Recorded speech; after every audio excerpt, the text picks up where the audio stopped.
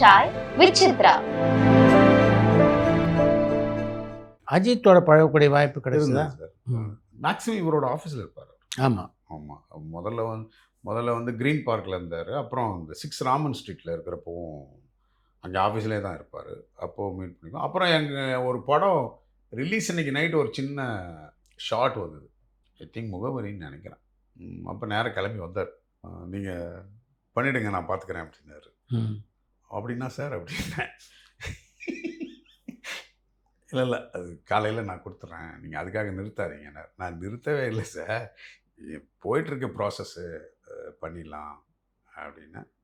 அப்புறம் பின்னாடி கூப்பிட்டு சக்கரவர்த்தி சொன்னார், சார் காலையில் அவரை கேட்காதீங்க ஜி, தலையை அடமானம் வச்சாவது நான் கொண்டு வந்து கொடுத்துட்றேன். சக்கரவர்த்தி கேவ் இட் இந்த மார்னிங். சக்கரவர்த்தி வாழ்க்கையில் மிக்ஸ்டாக நான் பாராட்டக்கூடியவர் வந்து ரவிக்குமார். கேஎஸ் ரவிக்குமாரா? Yes, is a fantastic person.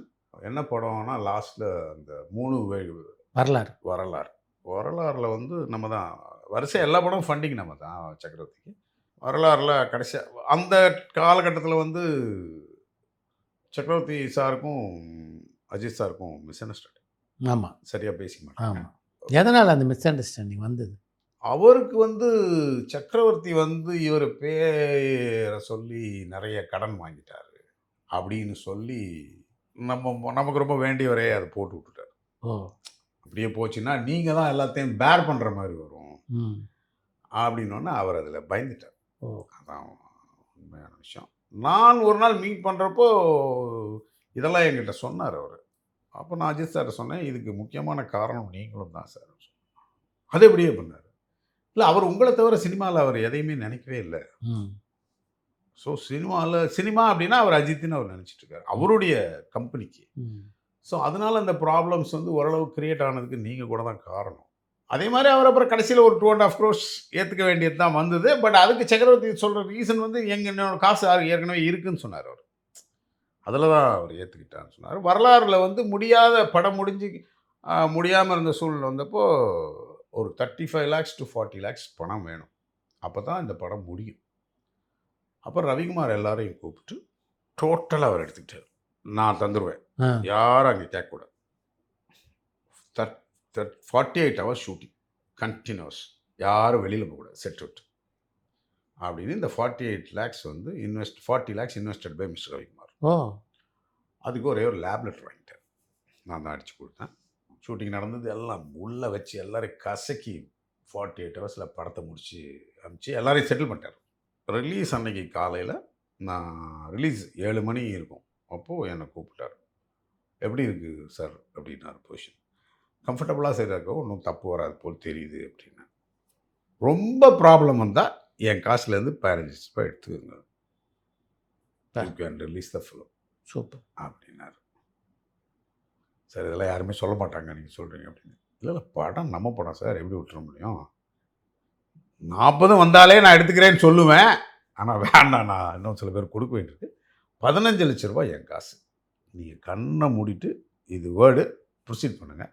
ஏன்னா அந்த நேரத்தில் கூப்பிட்டீங்கன்னா நான் கூப்பிட்டு லேபில் சொல்லுவேன் அப்படின்னா. பட் அதுக்கு சூழ்நிலை வரல, ரிலீஸ் பண்ணிட்டோம். பட் அவர் உண்மையாகவே அவருக்கு லாங்குவேஜ் ரைட்டில் இகோட very big money Ravikumar sir. அவரும் இவருக்கும் அதில் கிடச்சிது. நான் தான் போய் ஜெமினியில் அந்த படத்தை பேசினேன். ஜெமினி நான் போய் பேசினப்போ வாங்கலை. நான் அப்படியே என்ன சொன்னேன்னா, லாங்குவேஜ் ரைட்ஸ் உங்களுக்கு, லேப் பில் எதுவும் கேட்காதீங்க அப்படின்னா. இல்லை அது முடியாது அப்படின்னு சொல்லிட்டாங்க. Then we sold for 1.28 crore all language rights. But அவங்க பில்லு அது கிட்டத்தட்ட ஈக்குவல் தான், கணக்கு போட்டு தான் சொன்னோம். 128 சேல் பண்ணோம். சேல் பண்ணால் அதே படத்தை மிஸ்டர் மனோகர் பிரசாத் திருப்பி 175 வாங்கினார். இன்னைக்கு வரைக்கும் எதுவுமே பண்ணல, அப்படியே போட்டியில் இருக்குது. அப்போ நான் சொன்னேன், ஏன் சார் நாங்கள் சொன்னதே 128 தான், நீங்கள் வாங்க மாட்டேன், இன்னைக்கு 175 எப்படி வாங்கினீங்க? இல்லை ஐ சா த ஃபிலிம்டா, இட் வாஸ் குட்டா சொன்னார். சரி அது உங்கள் பிரச்சனை, எங்களுக்கு பண்ணியிருந்தீங்கன்னா உங்களுக்கும் ரேட்டு கம்மியாக கிடச்சிருக்கும், எங்களுக்கும் பிரச்சனை எல்லாம் போயிருக்கும். But we have settled you அப்படின்னு சொன்னேன். அதில் ரவிக்குமார் சாருக்கு ஐ திங்க் 50-50 நினைக்கிறேன் லாங்குவேஜ் ரைட்ஸ். அதில் he was benefited. Nikash Chakravarthy பண்ண படத்தில் மிக சக்ஸஸ்ஃபுல்லாக அமைஞ்ச படம், ஒரு வித்தியாசமான படம் வாலி. வாலி வந்து எனக்கு தெரிஞ்சு எஸ்.ஏ. சூர்யா வந்து அவங்க ஆஃபீஸ்லேயே தான் கிடந்தார். அவரும் மிஸ்டர் முருகதாஸ். முருகதாஸ். முருகதாஸ் நிக்கார்ஸுக்கு படம் பண்ணலையே ஒழிய நிக்கார்ஸில் தான் வளர்ந்தவர் இவர். ம். அவர் கை காமிச்சு சக்கரவர்த்தி கை காமிச்ச இடம் தான் தீனா. ஓ. ஏன்னா அப்போது வந்து சக்கரவர்த்தி சார் தான் வந்து அஜித் சார் கதை கேட்டுட்டு இருந்தார். ஆமாம். கதை கேட்பார், இது ஓகே தலைவரே இதை பண்ணலாம்பார், வேணாம்பார், இதெல்லாமே சக்கரவர்த்தி சார் தான் பண்ணிட்டு இருந்தார். எஸ்.ஏ. சூர்யா வந்து அந்த காலகட்டத்தில் டைரக்டராக மட்டும் கிடையாது. நான் ஒரு நாள் ஃபோன் பண்ணி ஒரு இடத்துக்கு சொல்கிறேன், சக்கு நாளைக்கு காலையில் ஷூட்டிங் காசு வேணும், இங்கே ஒரு 25,000 இருக்குது, போய் கலெக்ட் பண்ணிக்க சொல்லுங்கள் அப்படின்னா, இப்போ ஒரு இடத்துக்கு ஆள் வந்தாச்சு, அந்த பணம் கொடுக்குறேன், ஃபோன் பண்ணுறான், இங்கே ஒருத்தர் வந்திருக்காரு கொடுத்துட்டுமான்னு. யார்கிட்ட ஃபோனை கொடுங்கன்னா டைரக்டர் போய் நிற்கிறாரு. ஏன்னா அவருக்கு அந்த காலையில் ஷூட்டிங், அவருக்கு அவ்வளவு ஷூட்டிங்காக அவர் என்ன வேணால் பண்ணுவார் சூர்யா. அதே மாதிரி நான் பார்த்த டைரக்டர் படத்துக்காக என்ன வேணால் செய்த டைரக்டரில் சிட்டிசன் டைரக்டர். அவரும் விடிய காலையிலேருந்து என்ன வேலை வேணாலும் செய்வார். பட் நடுவில் 2 படம் வந்து நிக்காட்ஸோட கேரியரில் தப்பு. ஒன்று துரையோட விக்ரம் படம், இன்னொன்று வந்து நம்ம சிங்கமொழி படம். இது 2ம் இல்லை அப்படின்னு இருந்தால் அவர் வேறு மாதிரி தான் இருந்திருப்பார். ஏன்னா அவருக்கு வந்து ப்ரொடக்ஷன் வைஸு வேறு எந்த படமும் லாஸ் கிடையாது. ஈனோஸ் ஃபினான்ஷியலாக கஷ்டப்படுவார் ஒழிய ஈனோஸ் வாட் இஸ் ப்ரொடக்ஷன், எங்கே பண்ணணும், எப்படி பண்ணணும், எல்லாமே அவருக்கு தெரியும். அவர் ஒரு விஷயத்த பண்ணாமல் இழுக்கிறாருன்னா அதை அவர் பண்ணவே போகிறதில்லன்னு அர்த்தம். இது இவருக்கு மண்டைக்குள்ளே இல்லை, இதனால் வந்து போட்டு இழுக்கிறாரு. இப்படி தான் எடுத்துக்க முடியும். வாலியெல்லாம் ஃபஸ்ட் டே நைட் என்கிட்ட சொல்கிறாரு, தலைவரே சிட்டி நீங்கள் எடுத்துங்க 12.5 லட்ச ரூபாய்க்கு. சொன்னேன், நான் கொடுத்த காசு வந்தால் போதும், எனக்கு இந்த சிட்டி வாங்குகிற வேலையெல்லாம் வேண்டாம் அப்படின்னு சொன்னேன். Next day it was out rated for 26 lakhs city. காலையில் ஒரு ஷோ முடிஞ்ச உடனே காஜாபாய் தான் வாங்கினார், 26 லட்ச ரூபாய் வாங்கினார். நல்லா தான் இருந்தது, பட் கடைசியில் ஹெல்த் வைஸு ரொம்ப கஷ்டமான. இந்த பிரச்சனைக்கு அப்புறம் அஜித்தும் சக்கரவர்த்தியும் சந்திச்சுக்கல இல்லையா? ஒரே ஒரு வாட்டி சுரேஷ் சந்திரா ஃபோன் பண்ணாருன்னு சொன்னார். சார் மீட் பண்ணலாம் சொல்கிறாருன்னு சொன்னார். அப்போ அவர் சொன்னார், நான் மீட் பண்ணால் கூட இனிமேல் படம் பண்ணுற மாதிரி இல்லை ஐடியா. நான் அஜித் சார்கிட்ட எதிர்பார்க்குற ஒன்றே ஒன்று, என் டாக்டர் மேரேஜுக்கு அஜித் சார் வரணும் அப்படிங்கிறத நான் அஜித் சார்கிட்ட எதிர்பார்க்குறேன்னு சுரேஷ் சந்திராட்ட சொல்லிட்டேன் அப்படின்னாரு. பட் அந்த கல்யாணத்துக்கு சார் வரல. நான் போயிருந்தேன், அவர் வரல. நான் அதுக்கப்புறம் பல பேர் பல விஷயத்த அவர்கிட்ட ஏற்றிருப்பாங்கல்ல மண்டையில், அப்படி அப்படி இப்படி. அதே மாதிரி ஒரு இன்சிடெண்ட் வந்து இதெல்லாம் அவங்களுடைய பிரிவுக்கு நடந்த விஷயம். அஜித் சாரோட செக்கை சக்கரவர்த்தி டிஸ்கவுண்ட் பண்ணிட்டார், 25 lakhs. அஜித் சார் வந்து அந்த செக்கு வந்து இது பூஜைக்கு முன்னாடி வாங்கி கொடுத்துடணும், அதான் கண்டிஷன். ரவிக்குமார் படம் டைரக்ஷன். அஜித் சார் வந்து ரவிக்குமார் சார் ஆஃபீஸில் சொல்லிட்டு போயிட்டார், நாளைக்கு காலைல வரமாட்டேன், பூஜைக்கு வரமாட்டேன்.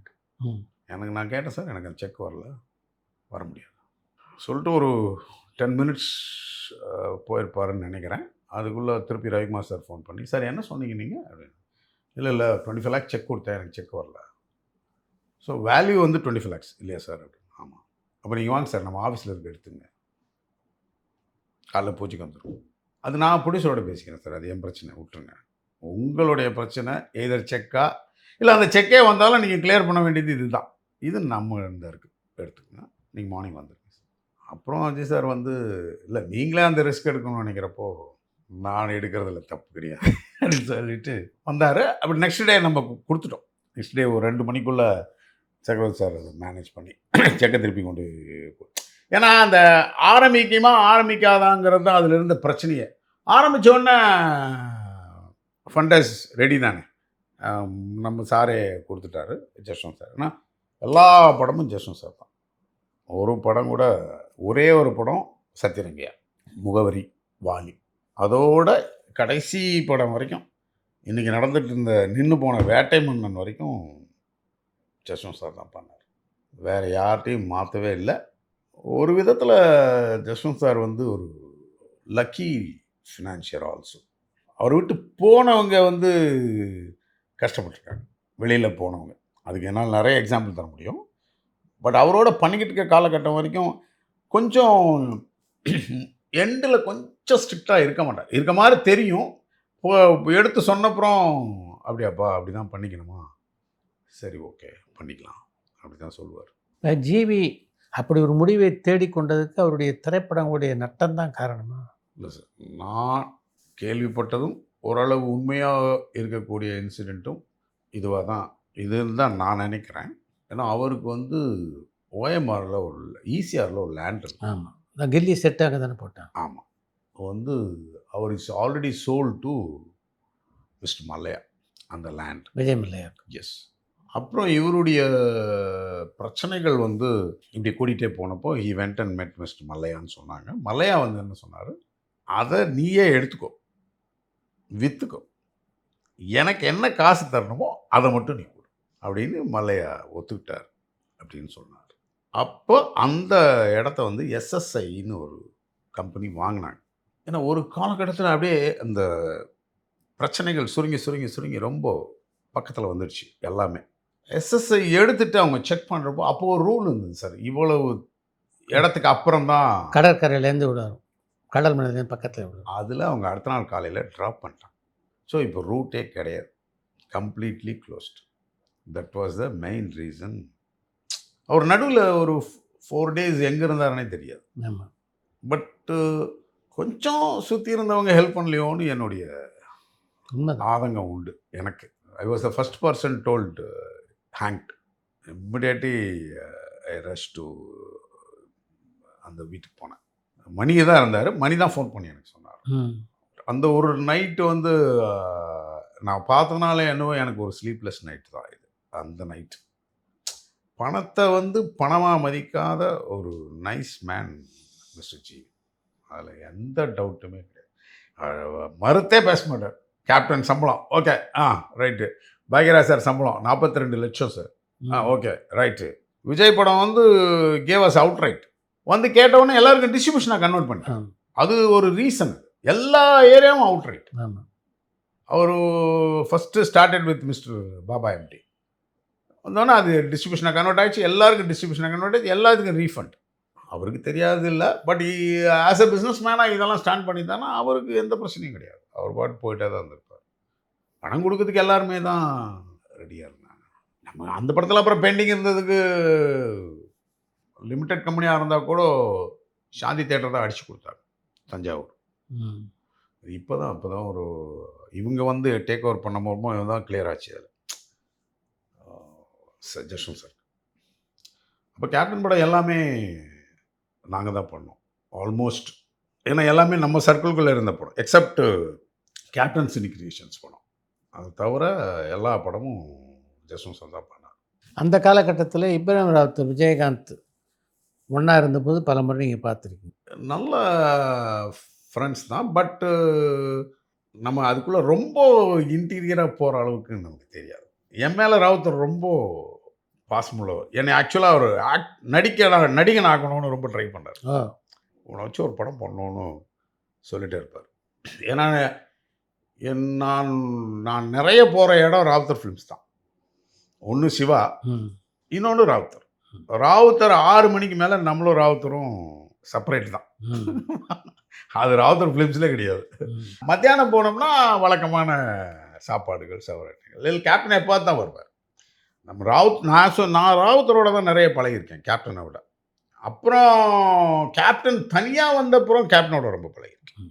ராவுத்தர் டேட் பார்க்காம விட்டப்புறம் நான் கேப்டனோட தான் நிறைய பழகியிருக்கேன். கேப்டன் கூப்பிடுவார், காலையிலே எனக்கு ஃபோன் பண்ணுவார். ஒரு 8 மணிக்கெல்லாம் ஃபோன் பண்ணுவார். ஃபோன் பண்ணி அது எப்படி இது எப்படி எல்லாத்தையும் கேட்டுப்பார். ஒரு 2 நாளைக்கு ஒரு வாட்டி இந்த நிகழ்ச்சி நடக்கும். அது 8 மணிக்கு அடிக்குதுன்னா கேப்டன் ஃபோன் தான், ஒன்றும் டவுட்டே கிடையாது. அவன் எப்படி சொல்கிறானே, இவன் எப்படி சொல்கிறானேம்பார். இது எல்லாமே உண்மைதான் கேப்டன். அது இல்லை கேப்டன், யாரும் தப்பாக சொல்லியிருக்காங்க அப்படியா, அது திருட்டு பசங்க கூட தப்பாக சொல்கிறானுங்க உங்களுக்கு அப்படின்ட்டு ஃபோனை வச்சுடுவார். இன்றைக்கும் அவங்க மேடம் நல்லா பழகுவாங்க. Sudhish as it is. Sudhish என்னுடைய பப்ளிசிட்டி கம்பெனியோட வளர்ச்சியில் சுதீஷ் ஒரு மிகப்பெரிய பங்கு தான். அப்போ வந்து சைஸ் பெருசு இல்லையா சார்? இப்போ தான் ரொம்ப மோசமாக போச்சு. அப்போ சார் சைஸ் பெருசு, அவர் குவார்டர் பேஜை தவிர அவருக்கு விளம்பரமே தெரியாது. அந்த அளவுக்கு தான் கொடுப்பாரு. பில்லும் ஜென்டில்மேன் அப்படி வெட்டி விடுவார். 2 கம்பெனி தான் சார். ஒன்று வந்து மெட்ராஸ் டாக்கீஸ். மெட்ராஸ் டாக்கீஸில் நம்மளை 2 நிமிஷம் மேலே உட்கார விட மாட்டான். அதே மாதிரி சுதீஷ் வந்து ஸ்டேட்மெண்ட் அனுப்பிச்சு அடுத்த நாள் காலையில் ஆஃபீஸ்லேருந்து ஃபோன் தான் வரும், உங்கள் செக் ரெடியாக இருக்கு வாங்கி சொன்னார் அப்படின்ட்டு. சில நேரத்தில் அட்வான்ஸாக கொடுப்பாரு. இதெல்லாம் சுதீஷ் வந்து வியாபாரத்தில் வெரி டீசன்ட். கொஞ்சம் கம்மியாக பேசுவார். நீங்கள் 4 ரூபா சொன்னீங்கன்னா 1.5 ரூபா சொல்லுவாரே ஒழிய, அந்த 1.5 ரூபாய்க்கு எப்போ வேணால் நீங்கள் வாங்கிக்கலாம். அது அவருடைய பழக்கம். பட் அவரோட நமக்கு வரவு செலவு தொடர்பே கிடையாது. கேப்டன் விஷயத்தில் என்னென்ன வேணுமோ எல்லாத்தையும் சப்போர்ட் பண்ணுவார். கேப்டன் கோவப்பட்டால் கூட இவர் மூலமாக அதை சரி பண்ணிக்கலாம். கோவப்படுவாரா விஜயகாந்த்? எப்படி? நல்லா போடுவார் சார், நல்லா போடுவார். அது அந்த நேரத்தில் அவருக்கு வர கோவத்தில் எல்லாம் பேங்காக்ல எல்லாம் ஒரு நேரத்தில் ஃப்ளைட்டில் வரப்போ நானும் சிவாவும் ஆல்மோஸ்ட் 10 days ஆயிடுச்சு வீட்டை விட்டு போய். நாங்களே இவர் வந்துடுவாருன்னு வெயிட் பண்ணிட்டு இருந்தோம். இவர் யாரோடய ஷாப்பிங் போனவர் லேட்டு. அப்போ சிவா சொன்னார், பிஸ்னஸ் கிளாஸ் தான்டா, அங்கே அசிஸ்டன்ட் வெயிட் பண்ணுறான், நம்ம போகலாம் அப்படின்னு சொல்லிட்டு நாங்கள் ஃப்ளைட்டுக்கு போய்ட்டோம். ஆக்சுவலாக பேங்காக்லேருந்து இமிக்ரேஷன்லேருந்து அந்த கேட்டு வந்து ஒரு 15 நிமிஷமாக தான் நடக்கணும். நாங்கள் போயிட்டோம். போய் அவன் டோர் க்ளோஸ் பண்ண போகிறேன், நான் அனௌன்ஸ் பண்ணுறேன், கேப்டன் காணும். நான் சொன்னேன், சிவா நான் இறங்கிறேன், கொன்னே ஓட்டுருவார் அப்படின்னா. இல்லை அவன் ராஜு இருக்கான், அவன் இருக்கான், பார்த்துக்குவாருன்னு நினச்சி பேசிகிட்டு இருந்தோம். சரி, கரெக்டாக உள்ளே வந்துட்டார். உள்ளே வந்து 5 நிமிஷம் ரணகலம். ஆவும் திட்டி தீர்த்துட்டார். திட்டோன்னே ஒன்றும் பேசலை. இந்த நேரத்தில் பேசினா எடுபடாதுன்னு தெரிஞ்சு போச்சு. ஒரு 5 நிமிஷம் கழிச்சு பக்கத்தில் போய், என்ன சாப்பிட்றீங்க அப்படின்னு கேட்டேன். ஒன்றும் வேண்டாம் போ அப்படின்னாரு. இல்லை சரி நான் பார்த்துக்குறேன் அப்படின்னு. இல்லை நாங்கள் இப்படி தான் வந்தோம் கேப்டன், நீங்கள் இவ்வளவு லேட்டாகவும் எங்களுக்கு தெரியாது. சரி அது முடிஞ்சு போச்சு இப்போதைக்கு. அடுத்த நிமிஷமே அப்படியே கூல் டவுன் ஆகிட்டார். கணிசமான தொகை கூட கடைசியாக சிவாவுக்காக விட்டு கொடுத்துட்டார். போன உடனே என்ன 2 பேரும் வந்திருக்கீங்க அப்படின்னாரு. இல்லை ப்ராப்ளமா கொஞ்சம் தெரியுது, நான் சொல்ல நீ என்ன கொடுப்பியோ கொடுத்துட்டு போயிட்டாரு. அதெல்லாம் வந்து ஜெம். அதெல்லாம் கடைசி வரைக்கும் நான் ஃபஸ்ட்டு டே கொண்டு போய் பொள்ளாச்சியில் வந்து இது நிறுத்திருந்தேன், கேரவன். உள்ளே ஏற மாட்டேன்ட்டார். என்னை கெடுக்காத, நான் பாட்டு இப்படியே இருந்து போகிறேன், உனக்கு என்ன, நான் பாட்டு சேரில் உட்காரேன், டீ குடிக்கிறோம், உங்களோட பேசிட்டுங்க, உங்களுக்கு எதில் என்ன கஷ்டம், நான் இருக்கிறது கஷ்டமாக இருக்கா உங்களுக்கு? அதெல்லாம் இல்லைங்க, எவன் கூட வச்சுருக்கிறான், நீங்கள் வச்சுக்கோங்க, வேண்டாம். இந்த மதுரையிலேருந்து ஒரு 6-7 பேர் வந்திருக்கானுங்க, இவனுங்களுக்கு 3 ரூம் எல்லாம் போடாத, 1 ரூம் போடு. அது எப்படி இருப்பாங்கன்னு கேட்பேன்.